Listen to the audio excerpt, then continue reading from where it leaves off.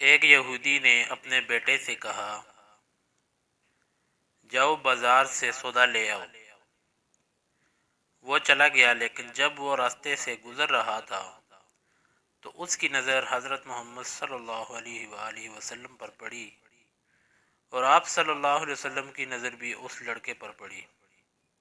آپ صلی اللہ علیہ وسلم کی نظر کا اتنا اثر ہوا کہ وہ لڑکا وہیں بیٹھ گیا اور کافی دیر تک بیٹھا رہا۔ وہ یہودی کبھی اندر جاتا کبھی باہر آتا کہ لڑکا کہاں رہ گیا، آیا نہیں ابھی تک۔ سورج غروب ہو گیا اور مغرب ہونے لگی۔ لڑکا شام کو گھر آیا تو باپ نے پوچھا، ارے ناداں، اتنی تاخیر کیوں ہوئی؟ باپ بہت غصے میں تھا کہ بڑا نادان اور پاگل بچہ ہے، میں نے کہا تھا جلدی آنا اور اس نے اتنی دیر لگا دی۔ تمہیں سودا لینے بھیجا تھا اور تم خالی ہاتھ واپس آ گئے ہو، سودا کہاں ہے؟ بیٹا بولا، سودا تو میں خرید چکا ہوں۔ باپ، کیا پاگل آدمی ہو تم، میں نے تجھے سودا لینے بھیجا تھا، سودا تمہارے پاس نہیں ہے اور کہتے ہو خرید چکا ہوں۔ بیٹا بولا، بابا یقین کریں سودا خرید آیا ہوں۔ باپ بولا، تو دکھاؤ کہاں ہے؟ بیٹے نے کہا، کاش تیرے پاس وہ آنکھ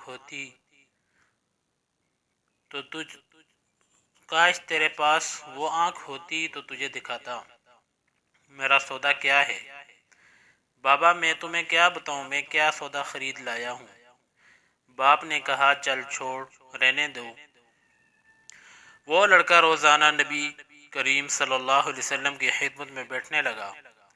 وہ یہودی کا اکلوتا بیٹا تھا، بہت پیارا تھا، اس لیے کچھ نہ کہا۔ کچھ دنوں بعد وہ لڑکا بیمار ہو گیا، کافی دن بیمار رہا، اتنا بیمار ہوا کہ کمزوری کی وجہ سے کروٹ لینا بھی مشکل ہو گیا اور پھر قریب المرگ ہو گیا۔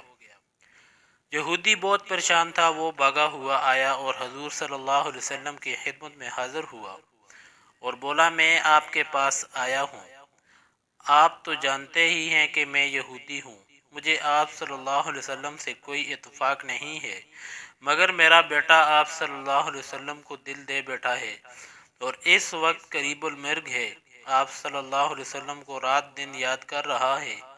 کیا ممکن ہے کہ آپ صلی اللہ علیہ وسلم اپنے اس دشمن کے گھر آ کر اپنے عاشق کو ایک نظر دیکھنا پسند کریں گے؟ کیا یہ آرزو پوری ہو جائے گی کہ وہ مرنے سے پہلے آپ صلی اللہ علیہ وسلم کا دیدار کر لے؟ وہ کسی اور چیز کی آرزو نہیں کر رہا۔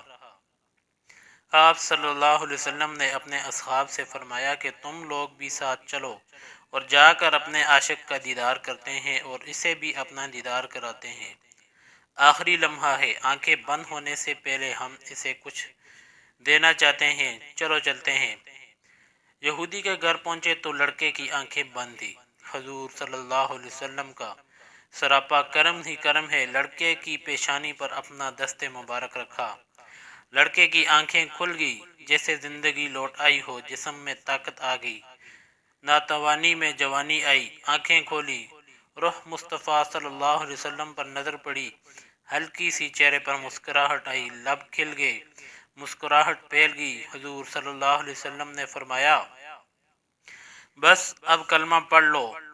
لڑکا اپنے باپ کا منہ تکنے لگا تو وہ یہودی بولا، میرا منہ کیا تکتا ہے، جو کہتے ہیں کر لو۔ لڑکا بولا، یا رسول اللہ صلی اللہ علیہ وسلم، میرے پاس تو کچھ بھی نہیں۔ آپ صلی اللہ علیہ وسلم نے فرمایا، بس تم کلمہ پڑھ لو، میں جانوں اور جنت جانے، تم میرے ہو جاؤ، جنت بھی تو میری ہے، جنت میں لے جانا میرا کام ہے۔ لڑکے نے کلمہ پڑھا، جب اس کے منہ سے نکلا محمد الرسول اللہ، روح پرواز ہوگی، کلمے کا نور اندر چلا گیا، آنکھیں بند ہو گئی، لب خاموش ہو گئے۔ لڑکے کا باپ جو کہ یہودی تھا بولا، محمد صلی اللہ علیہ وآلہ وسلم، میں اور آپ دونوں مخالف ہیں، اس لیے یہ لڑکا اب میرا نہیں رہا، اب یہ اسلام کی امانت ہے، اگر کاشانہ نبوت صلی اللہ علیہ وسلم سے اس کا جنازہ اٹھے تب ہی اس کی عزت ہے، لے جائیں اس کو۔ پھر آپ صلی اللہ علیہ وسلم نے اپنے اصحاب سے فرمایا سب مل کر اسے اٹھاؤ اور اس کے جنازہ کو کندھا دو۔ آپ صلی اللہ علیہ وسلم جب یہودی کے گھر سے نکلے تو یہ فرماتے جا رہے تھے اس اللہ کا شکر ہے جس نے میرے صدقے سے اس بندے کو بخش دیا، اس اللہ کا شکر ہے جس نے میرے صدقے سے اس بندے کو بخش دیا۔ اللہ اکبر! کیا مقام ہوگا اس عاشق کی میت کا جس کو اصحاب رسول صلی اللہ علیہ وسلم جیسی عظیم ہستیاں کندھا دے رہی ہوں اور آگے آگے محمد مصطفیٰ صلی اللہ علیہ وسلم خود ہوں۔ قبر تیار ہوئی، کفن پہنایا گیا، حضور صلی اللہ علیہ وسلم قبر کے اندر تشریف لے گئے، قبر میں کھڑے ہوئے اور کافی دیر کھڑے رہے اور پھر اپنے ہاتھوں سے عاشق کی میت کو اندر اتارا۔ آپ صلی اللہ علیہ وسلم قبر کے اندر پنجوں کے بل چل رہے تھے، مکمل پاؤں مبارک نہیں رکھ رہے تھے۔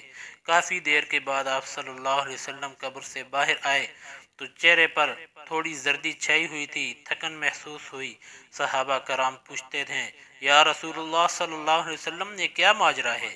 پہلے تو یہ بتائیں آپ صلی اللہ علیہ وسلم نے قبر میں پاؤں مبارک مکمل کیوں نہیں رکھا؟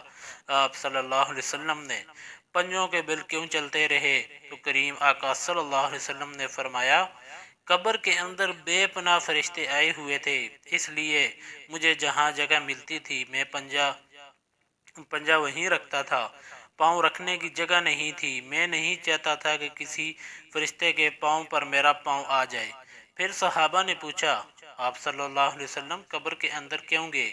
ہم چلے جاتے۔ تو آپ صلی اللہ علیہ وسلم نے فرمایا کہ میں نے اس لڑکے سے کہا تھا کہ تیری قبر کو جنت بناؤں گا، تو اب اسی قبر کو جنت بنانے قبر کے اندر چلا گیا۔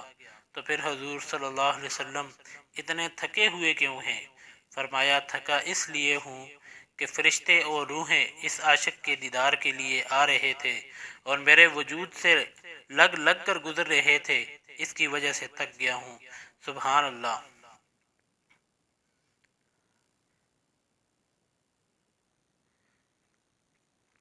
عزیز گرامی، اگر پوسٹ اچھی لگی ہو تو برائے مہربانی دوسروں تک بھی ضرور پہنچائیں، ہو سکتا ہے اس کو پڑھنے سے بہت سارے لوگوں کی اصلاح ہو سکے اور وہ دائرہ اسلام میں داخل ہو جائیں۔